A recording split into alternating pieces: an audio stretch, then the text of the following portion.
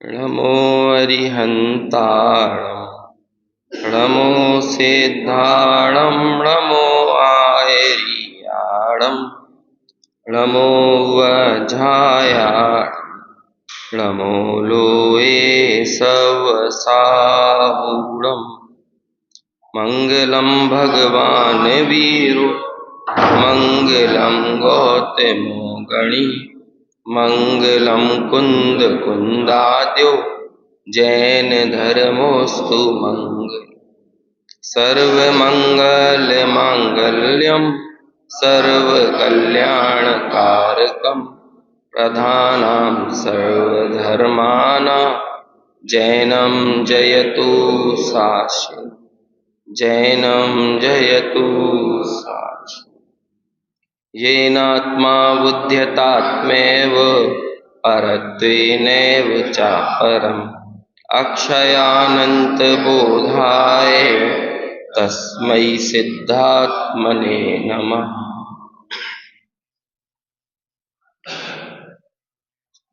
75वें number के श्लोक पर अपनी चर्चा चल रही थी।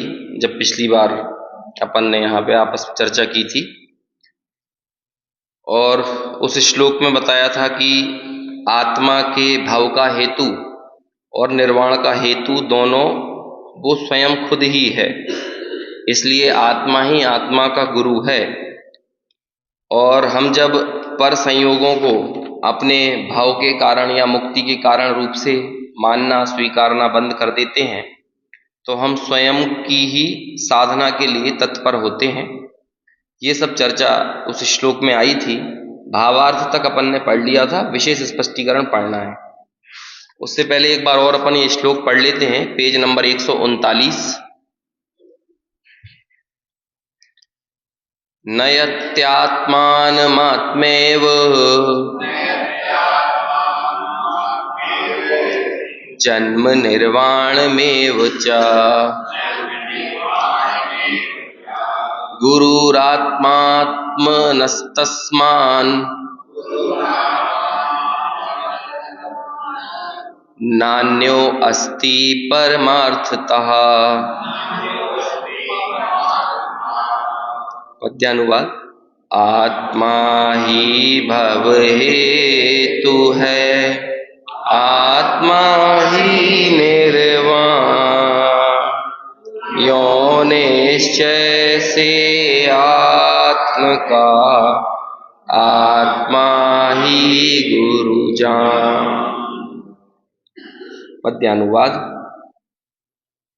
यहाँ आचार्य ने स्पष्ट किया है कि जीव अपने शुद्ध या अशुद्ध उपादान से ही अपने आत्मा का हित अहित करता है।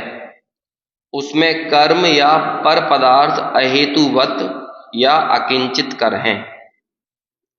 जब तक जीव अपने आत्मा की सामर्थ्य का भान करके अंतरंग रागादि शत्रुओं अर्थात कषाय परिणति पर विजय प्राप्त करके स्वयं अपने आत्मा के उद्धार करने का प्रयत्न नहीं करता, तब तक वह संसार रूपी कीचड़ में फंसा रहता है और जन्म मरण के असह्य कष्ट भोगता है। परंतु जब वह आत्मस्वरूप का यथार्थ ज्ञान करके स्वभाव सन्मुख विशेष उग्र पुरुषार्थ करता है, तब क्रम क्रम से राग द्वेषादि कषाय भावों का व विभाव परिणति का स्वयं त्याग हो जाता है और रागादि भाव से सर्वथा मुक्त होने पर अर्थात परम वीतरागता प्राप्त होने पर वह मोक्ष प्राप्त करता है। आत्मा अपने आत्मा में मोक्ष सुख की सदा अभिलाषा करता है, अभीष्ट मोक्ष सुख का ज्ञान कराता है और स्वयं कल्याणकारी आत्म सुख की प्राप्ति में अपने को जोड़ता है। इसलिए आत्मा ही आत्मा का गुरु है। इसलिए आत्मा पर का निमित्त का अवलंबन छोड़कर स्वयं अपना गुरु बने, अर्थात धर्म की सिद्धि के लिए स्वाश्रयी बने। तो वह जन्म मरण के दुखों से मुक्त होकर निर्वाण को पाता है। अपन ने उस दिन भी बात की थी शुद्ध उपादान और अशुद्ध उपादान की, है ना। जो रागादि परिणत आत्मा है उसको कहते हैं अशुद्ध उपादान, और जो रागादि के त्याग रूप या रागादि के एकत्व के त्याग रूप, देखो रागादि का त्याग तो क्रम क्रम से होगा, लेकिन सम्यक दर्शन होने पर ज्ञानादि रूप परिणत जो आत्मा है वो अपने को राग का कर्ता ना स्वीकारता हुआ, रागादि विभाव भावों से एकत्व स्थापित न करता हुआ अपना एकत्व एक ज्ञायक भाव से स्थापित करता है। जैसे जैसे वो ज्ञान में मग्न होता जाता है वैसे वैसे वो आगे बढ़ता जाता है। अब ये बताइए कि इसके गुणस्थान चढ़ने का हेतु कौन हुआ, कौन आत्मा को मोक्ष मार्ग में आगे बढ़ा रहा है? जो सबसे आखिरी में लिखा ना यहाँ पे सेकंड लास्ट पैराग्राफ में, आत्मा अपने आत्मा में मोक्ष सुख की सदा अभिलाषा करता है। जैसे हम सब लोग यदि यहाँ पर देखें तो हमारी यदि मोक्ष सुख की अभिलाषा है तो वो कौन कर रहा है? हम स्वयं ही तो कर रहे हैं, कोई दूसरा तो नहीं कर रहा है। फिर क्या है? अभीष्ट मोक्ष सुख का ज्ञान कराता है। फिर हमने आगम के द्वारा मोक्ष सुख का ज्ञान किया। पहले मोक्ष प्राप्त करना है ये तो जान रहा है, मोक्ष प्राप्त करना है या सुखी होना है, मुक्त होना है, आनंदित होना है, ये जान तो रहा है, लेकिन वास्तविक मोक्ष सुख क्या होता है ये नहीं पता। उसमें देखो ना, मोक्ष मार्ग प्रकाशक में पहले संसार का स्वरूप बता दिया, फिर मोक्ष मार्ग का स्वरूप शुरू करते हैं 9वें अधिकार से। तो सबसे पहला जो क्या कहते हैं प्रकरण है उसमें, वो कौन सा प्रकरण है? आत्मा का हित मोक्ष ही है। पहले तो ये बताया कि इस पूरे जगत में आत्मा का हित यदि कहीं है तो कहां होगा? वो मोक्ष में ही होगा। लोगों को तो यही नक्की नहीं है ना अभी कि हमारा सुख मोक्ष से जुड़ा हुआ है। अभी तो हमारे ही बहुत द्वंद्व है। ईमानदारी से हृदय पर हाथ रख के विचार करें तो हम भी अपने अंदर देखेंगे कि हमें भी डाउट है अभी कि पता नहीं भैया मोक्ष में सुख होता भी होगा कि नहीं। बिना बीवी बच्चों के, बिना घर के परिवार के, गृहस्थी के, दुकान के, जायदाद के परिवार कैसे सुखी होंगे? अंदर तो अपने ही डाउट चल रहा है। हमें ही कई बार लगता है या देखो 1 घंटा यदि हमें खाली बैठना पड़ जाए तो ही तो हमारे लिए समय काटना मुश्किल हो जाता है। अब अनंत काल के लिए मोक्ष में फंस गए तो क्या होगा? लगता है ना कहीं सच्चाई यही है, यही लगता है अंदर से। यदि मोक्ष तत्व का श्रद्धान हो जाता तो 7 तत्वों का श्रद्धान होता, लेकिन मोक्ष तत्व का भी श्रद्धान नहीं है। यदि हमें किसी तत्व का श्रद्धान नहीं है ना तो उसका मतलब है कि हमें मोक्ष का भी नहीं है, संवर निर्जरा का भी नहीं है, सब बस 7 का नहीं है। ऐसा नहीं होता है कि आपको क्रम क्रम से 7 तत्वों का श्रद्धान होता हो। हम लोगों को अर्थ का श्रद्धान तो है लेकिन तत्व का श्रद्धान नहीं है। अर्थ यानी रुपया पैसे वाले अर्थ का, है ना, उस अर्थ का श्रद्धान है। लेकिन आचार्य कहते हैं तत्वार्थ का श्रद्धान करना है, अर्थ के श्रद्धान नहीं होने से। और ये अर्थ जैसे हम अर्थ कह रहे हैं वो अर्थ उसका भी सच्चा श्रद्धान नहीं है। वो अर्थ अजीब तत्व है, ये श्रद्धान है क्या? वो तो हमें ऐसा लगता वो मेरे से भिन्न है, मुझे सुखी दुखी नहीं कर सकता, ये श्रद्धान है क्या? वो श्रद्धान कहाँ है? जो जीव अजीव तत्व संबंधी भूल है उसमें क्या पढ़ते हैं अपन? उसमें यही है ना कि मैं सुखी करता अन्य को, है ना, या मुझे सुखी करते अन्य जन। ये श्रद्धान ही मिथ्यात्व है। कौन सा श्रद्धान? मुझे कोई अन्य सुखी कर सकता है और मैं किसी अन्य को सुखी कर सकता हूं। अपन जीवन में जन्म से लेकर मृत्यु तक विचार करेंगे ना, इन 2 भावनाओं से बहुत गहराई से ग्रस्त हैं। या तो हम सारी कोशिश इसलिए करते हैं कि हम किसी को सुखी बना दें, बाल बच्चों को मैं ही सुखी बना सकता हूं, मैं ही इनका भविष्य सुरक्षित कर सकता हूं। अब आप इस विचार करो ना, यदि कोई 50 साल 55 साल 60 साल में भी 16 18 घंटे काम कर रहा है तो किस लिए कर रहा है? उसके पास खुद का जीवन तो इतना है नहीं कि स्वयं जी सके, तो फिर कौन को सुखी बनाने की चेष्टा कर रहा है? वो यही सोच रहा है ना मेरे आश्रित पलने वाले बाल बच्चे वगैरह हो, ये सुखी हो जाए। और अपने लिए भी यही सोच रहा है कि मुझे कोई और सुखी बना सकता है। अभी कई बार जब आते हैं ना घर से यहां तक तो रेडियो चलता है, तो रेडियो में बहुत सारे यदि विज्ञापन वगैरह आते हैं तो आप विज्ञापनों में यही देखिए, हमारा हेल्थ का ये प्लान ले लो, वेल्थ का ये प्लान ले लो, या तो हेल्थ का प्लान देंगे या वेल्थ का प्लान देंगे, है ना। या तो आपकी देह की हष्ट पुष्ट देह को कैसे बनाए ये बताएंगे, फ्री चेकअप रहेगा इस प्लान में, फिर आपका एक बार ये टेस्ट रहेगा, आपका डाइट चार्ट बना के देंगे। और देखना आप लोग बाग इस चीज में इतना संलग्न है, जैसे आप अपने शरीर की एक यथोचित ख्याल और संभाल करो, वो तो समझ में आता है कि ठीक है आपने पौन घंटा, आधा घंटा, एक घंटा थोड़ा सा योगा कर लिया, वॉकिंग करने चले गए, लेकिन आप देखना कि लोग बाग 24 घंटे उसके लिए सोच रहे हैं। एक तरफ तो आचार्य कहते हैं कि तुम सो रहे हो, खा रहे हो, तो ये भी आत्मा के लिए करो। जो आत्मार्थी बन के 6 महीने की बात करते हैं ना, 6 महीने तक आत्मार्थी बन के जियो, तो उसका मतलब क्या है, वहां सोना नहीं छोड़ना है, खाना नहीं छोड़ना है, सब करना है, लेकिन ऐसा खाओ कि आत्मा की आराधना में वो भोजन विघ्न न बने, साधक बने। ऐसा सो कि आत्मा की आराधना में वो सोना विघ्न नहीं बने बल्कि साधन बने। लेकिन अभी ये बाकी लोग जो सो रहे हैं, खा रहे हैं, किसके लिए? उपवास भी कर रहे हैं तो देह के लिए। नेचुरोपैथी वगैरह में क्या होता है, यही तो होता है कि 2 दिन के लिए आपको लिक्विड डाइट पे डाल दिया, अन्न कोई ग्रहण नहीं करना है, वहां पे लोग बाग ये करते हैं। तो किसकी भावना से किया? देह की भावना से आप उनसे कुछ भी करवा सकते हो, लेकिन आत्मा की भावना से कुछ नहीं करा सकते। अच्छा, और देह को सुरक्षित हष्ट पुष्ट क्यों रखना है ये भी पूछ लो।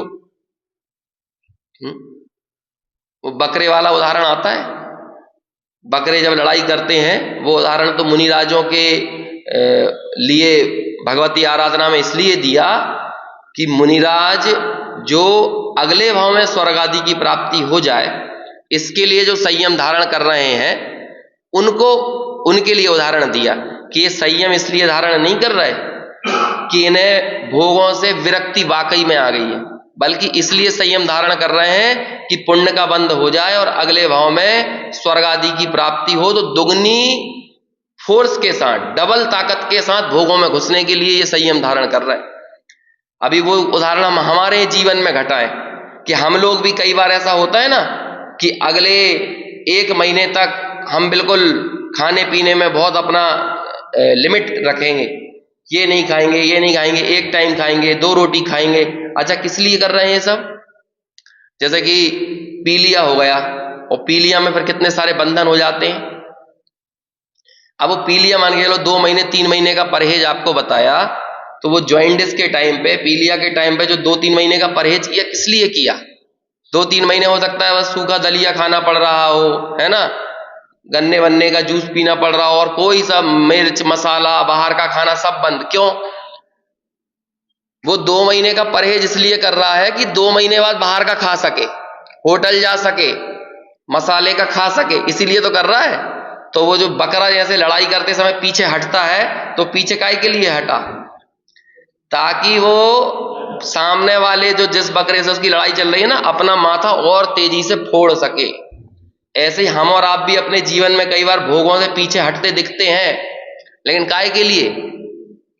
किस लिए ये हड़तालें होती हैं? काहे के लिए होती हैं बोलो? पूरे दिन के लिए बस बंद कर दी, 3 दिन तक बसों की हड़ताल, तो काहे के लिए? उन्हें बस चलाने से विरक्ति आ गई, इसलिए बसों की हड़ताल करी है, काहे के लिए हड़ताल की है? बाजार बंद, 1 दिन के लिए बाजार बंद, सरकार की नीतियों के खिलाफ। बोलो 1 दिन 2 दिन के लिए बाजार उद्योग बंद कर दिए, काहे के लिए बंद किए हैं? इसलिए बंद किए हैं कि हम और ज्यादा बाजार में पैसा कमा सकें, और ज्यादा धंधा कर सकें, सरकार को हमें कम देना पड़े, है ना, बसें चलाकर ये हड़ताल के बाद हम और ज्यादा उसमें घुस सकें, इसलिए तो किया जाता है ये सब चीजें। आप इस पूरी दुनिया का चरित्र देख लो, ऐसा ही है। यहां पर आपको लोग दिखेंगे भोगों से पीछे हटते हुए, लेकिन भोगों से पीछे आत्मा के लिए नहीं हट रहे हैं। बोलो कोरोना में हम सब लोग 1 महीने के लिए बंद हुए थे घरों में, काहे के लिए हुए थे? ताकि 1 महीना तक सुरक्षित जिंदा स्वस्थ रह सके, ताकि 1 महीना बाद और अच्छे से दुनियादारी का मजा लूट सके। मोदी जी ने भी जब भाषण दिया था लॉकडाउन का, तो यही दिया था कि देखो भाई 3 महीने यदि आपने अपने कदम पीछे नहीं खींचे तो हमें ये कोरोना 100 साल पीछे ले जाएगा। यदि आप चाहते हो हम भारत के विकास की रफ्तार बनाए रख सकें तो 3 महीने के लिए पीछे हट जाओ बस, तो हमने क्या सोचा, भैया हमारे ये भोग विलास का जो जीवन हमने इतना रचा है संसार, है ना, जब मुगलों की सल्तनत को ढहा दिया गया था तो मुगलों के राजा क्या कहा करते थे, जब उनकी कम होने लगी ना सल्तनत, तो ये कहने लगे कि हमने जो दुनिया रची है, इस दुनिया को टिकाए रखने का जरिया डर ही है। बस ऐसे ही हम इसे लोगों को डराकर, लोगों को मारकर, लोगों को निपटाकर ही इस दुनिया को कायम रख सकते हैं। ऐसे हम सब ने भी तो अपनी अपनी दुनिया कायम रखी है। अब हमने भी हमारी दुनिया को कायम रखने के अलग अलग जरिए तय किए हैं कि ये दुनिया कैसे कायम रहेगी। अब ये दुनिया और हमारी दुनिया को कायम रखने का जरिया है राग। बस आप राग से पीछे हटोगे तो दुनिया खिसकती चली जाएगी, लोग आपसे दूर हटते चले जाएंगे, आप लोगों से दूर हटते चले जाओगे। एकांत के लिए प्रयास नहीं करना पड़ता, आप राग से अपने कदमों को पीछे खींचते हो। एकांत तो मेरा स्वभाव है और हम अपने स्वभाव की तरफ चले जाते हैं। एकाकी तो मेरा नेचर है, मैं एकाकी एकत्व लिए सब ही आते, तन धन को साथी समझा था पर ये भी छोड़ चले जाते। क्या है, मैं सुखी करता अन्य को तो मैंने ना दूसरे के एकाकी पने को समझा, और मुझे सुखी करते हैं अन्य जन तो ना मैंने अपने एकाकी स्वभाव को समझा। दोनों को ही नहीं समझा ना। वो भी एकाकी हैं जिन्हें तुम सुखी बनाने की, तुम्हें क्या लग रहा है तुम अपने पुत्र को, पुत्री को, बच्चों को, परिवार को तुम सुखी बनाओगे? बहुत बड़ी गलतफहमी में हो। तुम अपनी पत्नी के लिए तुम्हारे जाने के बाद व्यवस्था करके जाओगे, बहुत बड़ी गलतफहमी है। एक जीव के पुण्य पाप दूसरे जीव के पुण्य पाप में कोई असर नहीं डालते। और यदि हमारी ये गलतफहमी पड़ी हुई है कि हमने इनके जीवन की व्यवस्था कर दी, तो आप अपने सामने ज्यादा कुछ नहीं करना है, आप अपनी इंद्रियों से देख सकते हो। अपने आसपास की दुनिया में नजर देखो घुमा के, आप अपने सामने देखोगे। बोलो वो क्या नाम था, किंगफिशर का मालिक विजय माल्या, उसने अपने पुत्र सिद्धार्थ माल्या को भी किंगफिशर का पूरा एम्पायर देने की कोशिश की होगी कि नहीं, लेकिन दे पाया? वो जितना भी उसने मायाचारी की, जितना भी उसने 5 पाप और 4 कसायों में संलग्न रह के किया, किस लिए किया होगा? कि इसलिए ना, सिद्धार्थ माल्या उसका लड़का है, इसीलिए किया था कि मैं इसको दे जाऊं। क्या हुआ? जिल्लत की जिंदगी दे के गया उसको। जिल्लत की जिंदगी तो हो गई ना, कि देखो किस भगोड़े पिता का बेटा है। अब वो तो इंडिया में ही है, उसका लड़का इंडिया में ही है, और अपने सामने पूरी संपत्ति को नीलाम होते हुए, बिकते हुए देख रहा है। हो रहा है कि नहीं?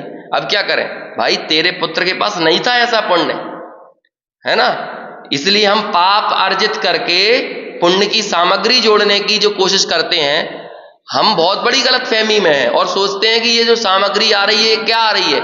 हम प्रवृत्त हैं पाप में और जोड़ना चाह रहे हैं पुण्य। अभी कितना गलतफहमी में अपना पूरा जीवन न्यौछावर कर रहे हैं। जबकि देखो सच्चा पुण्य किनके बंधता है? जो पुण्य को भी हे जानकर स्वभाव की तरफ आना चाहते हैं, ऐसे जीवों को पुण्य की खुरचन स्वयं बनती है। और ऐसा पुण्य मोक्ष मार्ग में कथनचित सहकारी भी होता है। कथनचित सहकारी बोल रहा हूं मैं, कथनचित। जैसे कि देव गुरु शास्त्र मिले तो पुण्य से ही तो मिले, तो ये कथनचित सहकारी है कि नहीं हमारे मोक्ष मार्ग में? लेकिन ये किस भावना से मिले? देव गुरु शास्त्र भोगों की भावना से नहीं मिले, याद रखना ये बात। हमारे जीवन में घर, परिवार, दुकान, मकान, ये जो पैसा वैभव मिला है ना, ये तो मिला होगा कदाचित किसी अकाम निर्जरा के भाव से।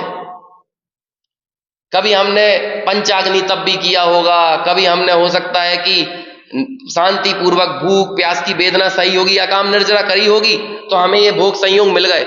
लेकिन देव गुरु शास्त्र मिलना, मंद कषाय मिलना, तत्व विचार, तत्व की रुचि मिलना, ये तो पूर्व की कोई आत्म भावना भाई होगी। हमने ऐसी भावना कभी की होगी किसी भाव में, किसी जन्म में, तब जाकर ये मिला। हमारे मन में ऐसी भाव, नरक में रहते हुए हमारे मन में ये भाव आया होगा, हे प्रभु बस अब तो हमें संसार से छूटना है, अब तो हमें वो मौका दो, वो अवसर दो कि हम हमारे स्वरूप की साधना कर सकें। ऐसी भावना भाई थी तो हमें ये मिल गया।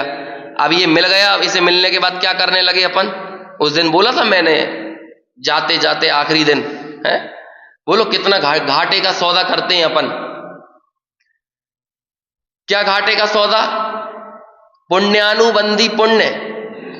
ये देवगुरु शास्त्र मिलना ये क्या है? पुण्यानुबंधी पुण्य है। इसका भोग किया जाए तो कालांतर में पुण्य का बंध हो। लेकिन हम क्या करते हैं? देवगुरु शास्त्र से पापानुबंधी पुण्य मांगते हैं। बोलो भगवान किस लिए मिले थे? कि ये भगवान इसलिए मिले थे कि तुम अपना मन का द्वंद्व मिटा लो, इनकी जिन मुद्रा को देखकर अपने स्वरूप का साधन करो, अपने ज्ञायक भाव की प्रतीति करो, इसलिए भगवान मिले थे। और अपन भगवान के पास जाकर क्या कहने लगे? भगवान दुकान चल जाए। भगवान से ये कहने लगे कि भगवान हमारा घर परिवार बच्चे ये सुरक्षित रहे, इनका रोजगार लग जाए, इनकी नौकरी लग जाए। क्या मांग रहे हैं हमें पता ही नहीं चल रहा है। स्वाहा कर रहे हैं, आग लगा रहे हैं, उस पुण्यानुबंधी पुण्य में तो लगा ही रहे हैं और कालांतर में पाप का बंद कर रहे हैं। पापानुबंधी पुण्य भी भैया वो तो क्या है, ये मिथ्या दृष्टियों के क्या भोग मिलते होंगे? आप ये बताओ। मिथ्या दृष्टियों के भोग मिलने की सीमा है, उससे ज्यादा मिल ही नहीं सकते। 25, 30, 40 वर्ष की उम्र के लिए, और 30, 40 वर्ष की कोई बहुत ज्यादा अहमियत नहीं है। और आपको ज्यादा यकीन नहीं आता तो आप देख लो 20 वर्ष पहले, 25 वर्ष पहले की, आपको लगेगा ये कल की बात है, बिल्कुल कल की बात। जैसे मैं अभी जयपुर गया था तो मैं अभी विद्यार्थियों का विदाई समारोह देख रहा था, तो बिल्कुल ऐसा लग रहा था कि जैसे हमारा विदाई समारोह अभी कल ही हुआ है, जबकि 18 साल निकल गए। 18 साल पहले हमने वो विदाई समारोह देखा था। अब बोलो 18 साल जैसे निकल गए, अगले 18 और निकल जाएंगे। कोई 80 साल तो और नहीं है ना हमारे पास आगे। कितनी उम्र है? अरे जब पूर्वों की उम्र, पल्लियों की उम्र निकल जाती है तो अपन 30-40 वर्ष को कितना बड़ा समझते हैं, जैसे अनंत काल जीना हो। और ऐसा अनंत काल की योजनाओं की तरह हम प्लानिंग कर रहे हैं, जबकि 30-40 वर्ष भी अभी होंगे, इस बात की कोई गारंटी नहीं है। अपने सामने होने वाली संसार की क्षणिकता के अनेक प्रसंग बनते हैं, है ना। वो लड़की खत्म हुई 23 वर्ष की, तो क्षणिकता का प्रसंग अपनी आंखों के सामने बना कि नहीं बना? लेकिन इसके बावजूद भी बोलो ऐसा विचार आया? टोडरमल जी ने लिखा है, सद्विचार के अनेक कारण मिलने पर भी सम्यक परिणमन नहीं होता, ये लिखा है। तो सद्विचार के कारण मिले, क्षणिकता का प्रसंग बना कि नहीं? ये क्षणिकता का प्रसंग बनने के बाद हमें पता चलना चाहिए कि नहीं कि इस पर्याय की स्थिति थोड़े काल की है, पता चलना चाहिए। लेकिन हमें इस बात का एहसास हुआ कि वाकई में इस पर्याय की स्थिति थोड़े काल की है कि नहीं। बोलो कैसी विडंबना है। इसे कहते हैं टोडरमल जी, ये मोह की महिमा है। सद्विचार के अनेक कारण मिलने पर भी सम्यक परिणमन नहीं होता। ऐसे अनादि अनंतवत अपन ऐसे बैठे हुए हैं, ऐसा पूरा जीवन शैली अपनी बना रखी है कि लग रहा है कि यहाँ कुछ जाने वाला नहीं है। आचार्य यहां पर कह रहे हैं इस मिथ्या मान्यता से बाहर हटो कि मैं सुखी करता हूं, मैं दुखी करता हूं, मुझे कोई सुखी कर देगा, मैं किसी अन्य के भरोसे यदि बैठा रहूं तो इस गलत फहमी में मत रहना। यह स्वाश्रय का मार्ग है। जब तक हम पराश्रय की बुद्धि छोड़ेंगे नहीं ना, देवगुरु शास्त्र भी किस लिए मिले? देखो इस दुनिया में कोई देव नहीं है ऐसा, दिया लेके ढूंढने निकल जाओ कोई देव मिल जाएगा, जो देव आपको ये कहेगा यहां का देख रहा है भैया, अपने इधर ही देखो अपने आप में। बोलो कोई देव है ऐसा दुनिया में? सारे देव ये कहेंगे कि हाँ आओ, यहीं अगरबत्ती लगाओ, यहीं मोमबत्ती लगाओ, यहीं पे आरती करो, यहीं भक्ति करो, यहीं फूल चढ़ाओ, यहीं अक्षत चढ़ाओ, तुम्हारी मनोकामनाओं को हम ही पूरा करेंगे। सब लोग ये कहेंगे दुनिया भर में। है कोई देव ऐसा जो देव ये कहे कि कहां इधर नजर गाड़े बैठे हुए हो, यहां नजर गाड़ोगे तो तुम कितने भाव तक तुम अपने आप को सुरक्षित कर पाओगे? कोई गारंटी नहीं है भाई साहब। 2-4 भाव स्वर्ग आदि की प्राप्ति कदाचित हो जाए हमारी भक्ति पूजा करने से, लेकिन फिर तो कालांतर में जाना तो निगोद में ही है, कोई दूसरा उपाय नहीं है। टोडरमल जी ने लिखा किंचित विशुद्धता पाकर एक आध भाव में स्वर्ग आदि की प्राप्ति कर लेता है और फिर कालांतर में वापस निगोद में चला जाता है। अब बताओ वो देव, सच्चा देव यदि होगा तो वो आपको स्वाश्रयी बनाएगा। वो कहेगा यहां मत देखो, तुम ही तुम्हारे गुरु हो, तुम ही तुम्हारी मुक्ति का कारण हो, तुम ही तुम्हारी संसार का भाव का कारण हो। इसलिए हमें उन देव की महिमा आती है कि हे प्रभु हम तो आपके पास गए थे शरण मांगने, लेकिन आपकी महानता तो देखो, आपने हमें ही शरण बता दिया कि तुम्हारा आत्मा ही तुम्हारा वास्तविक शरण है। देखो अपन बोलते हैं ना, अरहंते शरणम पवज्जामि, सिद्धे शरणम पवज्जामि, साहू शरणम पवज्जामि। लेकिन ये बताओ, इन तीनों की शरण क्यों ग्रहण करना चाहिए? इन तीनों की शरण क्यों है? इसलिए है क्योंकि केवली पण्णत्तो धम्मो शरणम, क्योंकि इन तीनों ने हमें हमारा धर्म बता दिया। और हमारा धर्म क्या है? मैं वस्तु का स्वभाव धर्म है ना, तो मैं वस्तु हूं और मेरा स्वभाव क्या है? मेरा ज्ञान, मेरा ज्ञान भाव। तुमने ये बता दिया कि तेरा धर्म तेरे ही पास है, तेरा धर्म हमारे पास नहीं है। इसलिए हम प्रभु तुम्हारी भक्ति और वंदना, तुम्हारा बहुमान भी हमको आता है ना, राग भाव में, राग परिणति में, इसलिए आता है क्योंकि तुमने हमें हमारा शरण बता दिया। वो एक भजन में आता था ना, कौन सा, प्रभु आपने निज है ज्ञायक बताया, है ना, उसमें ऐसी पूरी पंक्तियां आती हैं, मैं तुम्हारी शरण में आया तो तुमने मुझे ही शरण बताया, मैं तो तुम्हारी शरण में आया, लेकिन तुमने क्या बता दिया? इधर कहां की शरण में बैठा है, तेरी शरण तू खुद है। बताइए, इसलिए प्रभु की महिमा है। शुद्धात्म अरु पंच गुरु जग में शरणा दोए। अब उनमें बोलो, पंच गुरु की शरण क्यों है? क्योंकि पंच गुरु शुद्धात्मा को शरण बताते हैं। मोह उदय जिए के व्रथा आन कल्पना होए। वो तो मोह का उदय है कि इस जीव को कोई अन्य की कल्पना होती है। उसे लगता है कि पैसे में शरण है, बच्चों में शरण है, परिवार में शरण है, गृहस्थी में शरण है, और दुनिया की तमाम चीजों में शरण है। प्रभु, इस दुनिया में मेरी ये मान्यता तो निकल ही जाना चाहिए कि शरण के अलावा, इन दो चीजों के अलावा कहीं कोई शरण नहीं है।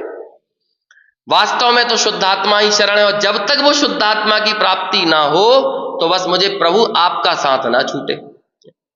जो लो न शिव पद लहूं तो लो, देह यह नर पावना, सत्संग शुद्धाचरण श्रुत अभ्यास आत्म भावना। बोलो क्या कहा? जो लो ना, भे प्रभु बस इतनी भावना है, मैं आपसे कुछ मांगने नहीं आया हूं यहां पे। ये क्या पूरी पूजा करने के बाद आखिरी में बोलते हैं अपन शांति पाठ करते हो, और ये सच्चा शांति का कारण है। बाकी तो व्यवहार से कह देते हैं देश सुखी हो, राज्य सुखी हो, परिवार प्रजा सुखी हो, दुर्भिक्ष नहीं हो, मरी ना हो, उचित समय पे वर्षा हो, ये सब व्यवहार की बातें हैं। क्यों? क्योंकि प्रतिकूलता, अत्यंत प्रतिकूलता में भी धर्म साधन नहीं होता। इसलिए हम कहते हैं कि यथोचित वातावरण रहे, ऋतुएं अनुकूल रहे। इसलिए हम कहते हैं वो ऋतुएं अनुकूल हमें भोगों के लिए नहीं रखना है। किस लिए रखना है बोलो? बाहर में कहीं उचित समय पे वर्षा होवे, दुर्भिक्ष नहीं होवे, किस लिए करना है ये? यदि वर्षा होगी, दुर्भिक्ष होगा, मरी होगी, इतनी अत्यंत प्रतिकूलताओं में हम क्या करेंगे? कैसे आत्मा की आराधना कर पाएंगे? तो बाहर का परिवेश होना चाहिए ना यथोचित। तो इसलिए क्यों, क्या होगा? चलो हमने कदाचित आत्माराधना कर भी ली, लेकिन पूरे समाज में, पूरे वातावरण में जिन शासन का क्या होगा? यदि वातावरण, माहौल बाहर का बिगड़ जाएगा तो मुनिराजों का क्या होगा? श्रावकों का क्या होगा? श्राविकाओं का क्या होगा?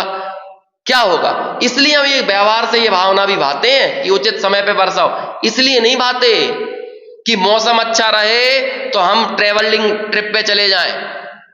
इसलिए भावना नहीं भाते दुर्भिक्ष ना हो, मरी ना हो, भूख ना हो, तो हम होटलबाजी कर सकें, शादियां कर सकें, घर। इसलिए भावना नहीं भाते। लोगों को समझ में नहीं आ रहा ये बात। शांति पाठ पढ़ते हुए लोगों को समझ में नहीं आता। देखो भगवान के सामने भी तो कह रहे हैं ना उचित समय पे वर्षा होवे। अरे इसलिए वर्षा होवे कि हम आत्मा आराधना कर सकें। इसलिए उचित समय पे वर्षा, दुर्भिक्ष ये नहीं होने के, ये प्रतिकूलताएं ना हो, इसलिए ना हो कि हम भोगों में घुस सकें। बोलो, अभी कई बार तो आश्चर्य होता है, अपने यहाँ तो भाषा बन गई है लोगों की, तो भैया अच्छे से शादी निपट गई तो लोगों को गुरु महाराज की कृपा है। लोगों को समझ में ही नहीं आ रहा है, मतलब है गुरु महाराज शादी निपटाने आएंगे। तुम रात का रिसेप्शन कर रहे हो, डांस कर रहे हो, महिला संगीत में उल्टे सीधे गाने बजा रहे हो, और गुरु महाराज की कृपा से बज रहे हैं ये गाने। ऐसे गुरु महाराज को नकार देना चाहिए जिनकी कृपा से ये सब काम हो रहा है। बोलो, गुरु महाराज को ही नहीं समझ रहे भाई साहब लोग बाग। भगवान महावीर की कृपा, अरे भैया वो तो भगवान की कृपा है, पंच परमेष्ठी की कृपा है, शादी निपट गई, पंच परमेष्ठी की कृपा है, दुकान चल रही है। है? वही तो बोल रहे हैं, लोगों को समझ में नहीं आ रहा। अरे बहुत अच्छा मकान बना लिया साहब आपने, है कोई से बोलो, अब साहब भैया वो पंच परमेष्टि की कृपा है, पंच परमेष्टि की कृपा से मकान बनेंगे। समझ में ही नहीं आ रहा है लोग बागों को करना क्या है, कहना क्या है, पंच परमेष्टि का स्वरूप ख्याल में नहीं पड़ रहा है। तो ये सब क्या है? देखो, जब तक अंदर की भूल दूर नहीं होगी ना, जब तक आत्मा, आत्मा का गुरु, स्वाश्रय की भावना नहीं आएगी और हमारे भीतर पराश्रय का भाव पड़ा। पंच परमेष्टि की शरण स्वाश्रय के लिए लेना है, पराश्रय के लिए नहीं लेना है।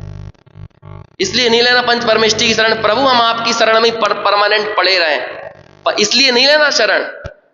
हम तो इसलिए आपकी शरण में है कि जल्दी 2-4 भाव में हमें हमारा काम करके आगे निकल जाना है, इसलिए हमें अपनी शरण लेना है। समझ में आया? ये बात यहां पे आचार्य बता रहे हैं कि ऐसी आत्मा ही आत्मा का गुरु है, स्वाश्रयी बनो, है ना। देखो आखिरी में कहा ना ये, इसलिए आत्मा पर के निमित्त का अवलंबन छोड़कर स्वयं अपना गुरु बने, अर्थात धर्म की सिद्धि के लिए स्वाश्रयी बने, तो वह जन्म मरण के दुखों से मुक्त होकर निर्वाण को पाता। ये स्वाश्रय की बुद्धि नहीं आएगी ना, तो जन्म मरण से मुक्त नहीं हो पाएंगे। काल की मोहताजगी नहीं है, कोई काल हमको मुक्त नहीं करेगा, कोई क्षेत्र हमको मुक्त नहीं करेगा। हमें लेना तो अपनी शरण है। शास्त्रों के माध्यम से होने वाला अधिगम भी इसलिए है कि हम अपनी शरण ले पाए। ये बता रहे हैं शास्त्र। शास्त्र भी अब हमारी बुद्धि शास्त्रों में ही उलझी रहे, इसलिए शास्त्र नहीं है, बल्कि हमारी बुद्धि ये अवलंबन भी छोड़कर अपने स्वरूप का अवलंबन करे, इसलिए शास्त्र है। और यदि हम ये काम कर लेंगे तब शास्त्रों की उपयोगिता है, नहीं तो शास्त्रों की भी क्या उपयोगिता है, देव की क्या उपयोगिता है, गुरु की क्या उपयोगिता है। समझ में आया ना? ये यहां कहते हैं। अब देखो आगे क्या कहते हैं कि देह में आत्म उद्बुद्धि करने वाला बहिरात्मा जब मरण नजदीक आता है तो क्या करता है। देखो, जो बहिरात्माओं की, अज्ञानियों की मौत क्या होती है, कैसी होती है, वो बता रहे हैं अब यहां पे। कैसे छटपटाता है, कैसी छटपटाहट होती है बहिरात्मा की, मरण के नजदीक आने पर वो क्या करता है, वह कहते हैं। ये अब 76वें श्लोक में कहते हैं, दृढ़ात्म बुद्धिर्देहा, दृढ़ात्म बुद्धिर्देहा, फिर से बोलिए, दृढ़ात्म बुद्धिर्देहा दावुत पश्यन्नाश्रमात्मनः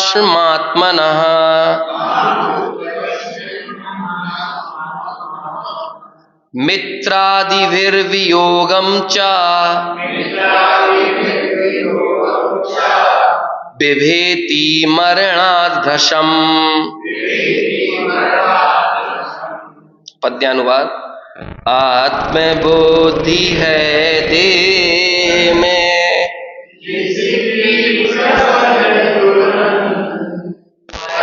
तन परिजन मरण से होता अति भयवंत। देखो, कौन डरता है मृत्यु से। मैंने बहुत पहले एक बात बोली थी, ये वाला प्रकरण तो नहीं चल रहा था, यदि हमें मौत से डर लग रहा है तो हम बड़े ही नहीं हुए अभी, और बिल्कुल सच्ची बात है ये। कौन डरता है? एक बात आप ये बताओ, आप क्रिकेट मैच चल रहा है और मैंने आपको बता दिया कि भैया ये मैच में फलाना खिलाड़ी इतने रन बनाएगा, फलाना इतने रन बनाएगा, दूसरी टीम इतने रन बनाएगी और आखिर में ये टीम मैच जीत जाएगी। बोलो, अब आपको उस मैच का कितना कौतूहल रहेगा, कितना कौतूहल है। बोलो, आपको पता चल गया ना भाई ऐसा ऐसा होने वाला, जीरो। आप इस पूरी दुनिया में हमारी बुद्धि के हिसाब से बताओ, ऐसी कौन सी चीज है जो एकदम निश्चित है। वैसे तो निश्चित हर चीज है, लेकिन जो हमारी बुद्धि बहुत आसानी से पकड़ सकती है, कौन सी चीज है। लेकिन ये इतनी निश्चित बात हम स्वीकार नहीं कर पा रहे, इसमें आश्चर्य की क्या बात है। जब इतनी निश्चित है तो उसका कौतूहल क्या। और सबसे ज्यादा कौतूहल किस बात का है? सबसे कौतूहल मतलब समझ रहे हैं ना, उठा पटक, हड़बड़ी, घबराहट, जो जो आप समझ रहे हो, वो सब किस बात के लिए? मौत के लिए। अरे क्यों अजी, ये बताओ, अनंत काल तो जीने नहीं आए ना, यहाँ पे कोई जिया है हमसे पहले? कोई ऐसा व्यक्ति, कोई बड़े से बड़ा धर्मात्मा, चक्रवर्ती, तीर्थंकर, हमारे में आप में से तो कोई इस पुण्य वाला आदमी है नहीं ना, तीर्थंकर चक्रवर्ती वाला। जब वो नहीं रहे, इसलिए देखो बाकी भावनाएं बाद में कही, सबसे पहले कौन सी भावना कही? अनित्य भावना कही सबसे पहले। वो अनित्य भावना क्या बताना चाह रही है आपको?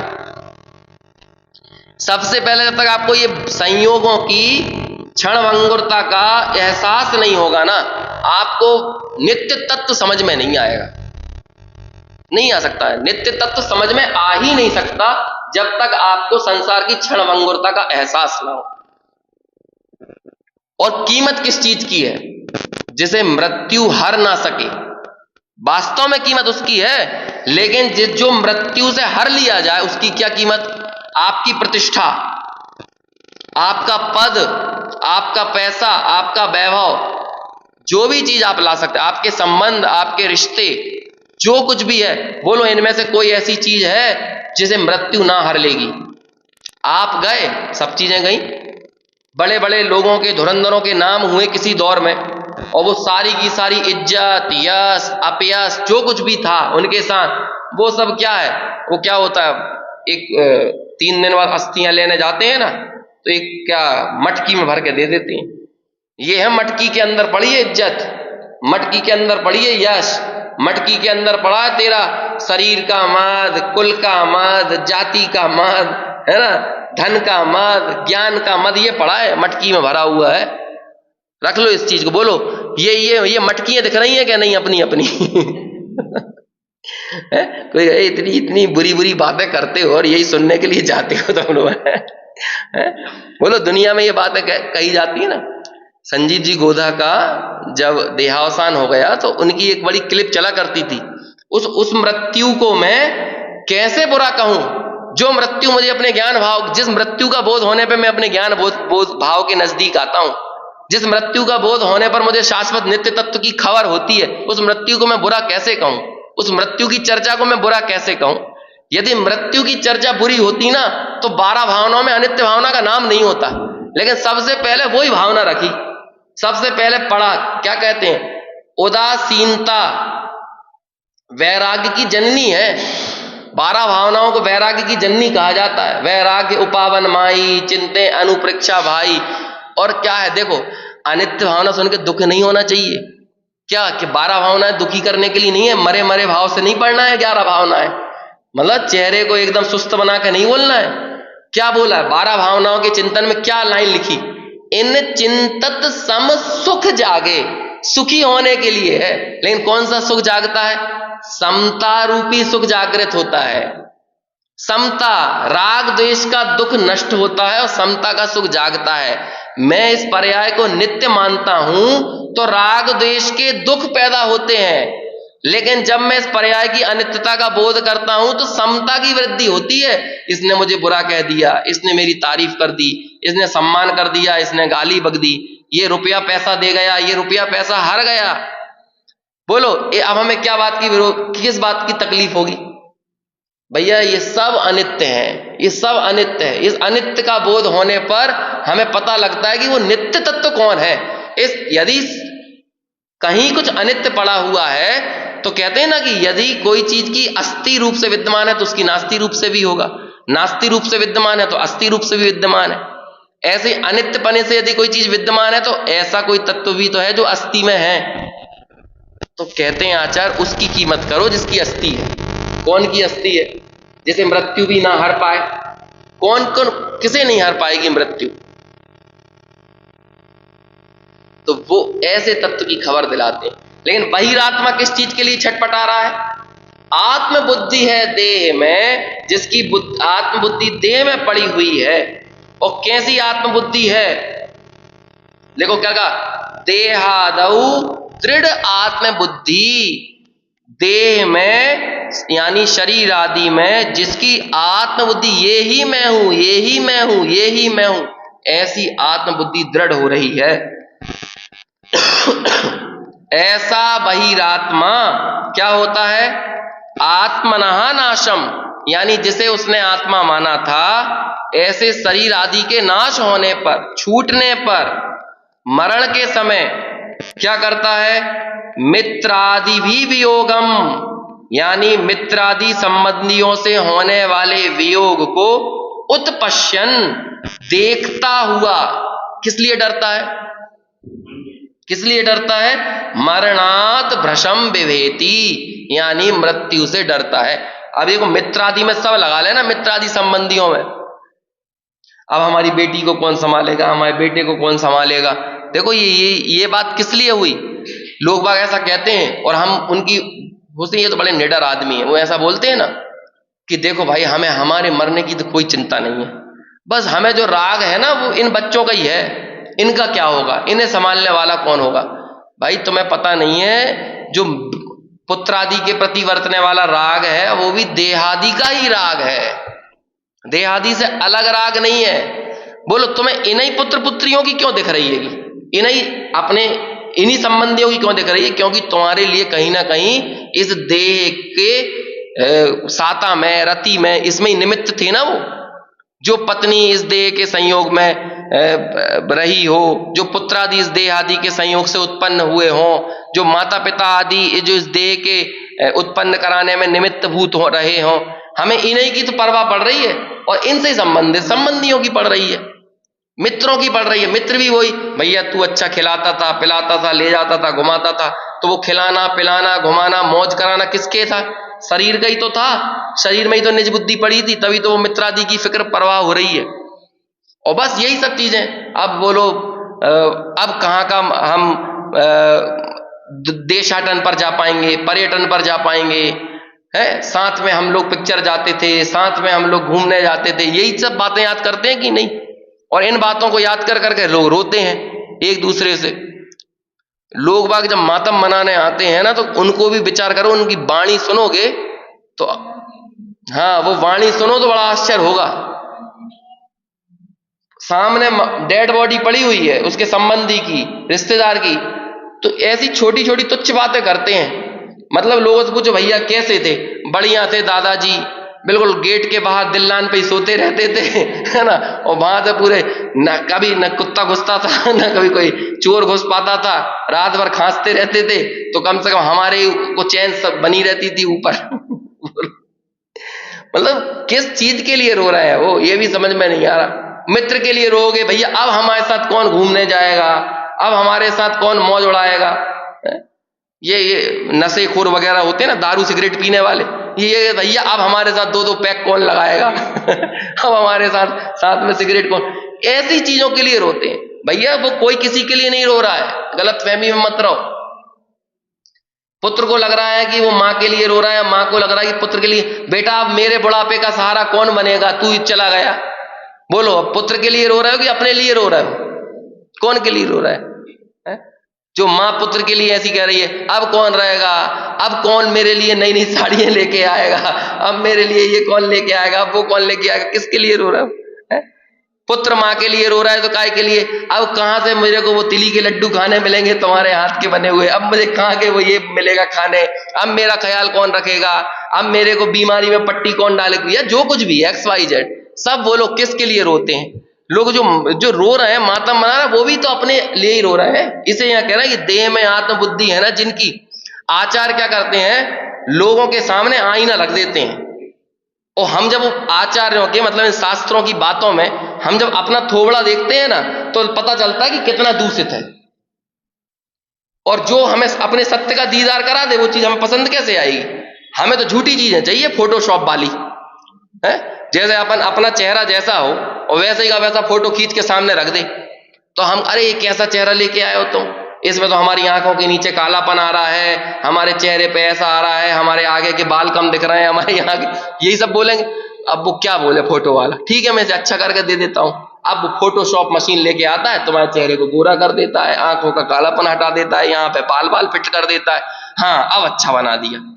तो रियलिटी देखना पसंद नहीं है लोग, ऐसे ही आचार हमारी रियलिटी दिखा दे रहे हैं। तुम जिस चीज के लिए रो रहे हो ना, वो रोना काय का है, जिस चीज का अपनापन मान रहा है वो अपनापन काय का। तुम देखो तो सही, तुम्हारी नीयत और तुम्हारी नीयत देखोगे ना, तो तुम्हें तुम्हारी नीयत ही पता चल जाएगी।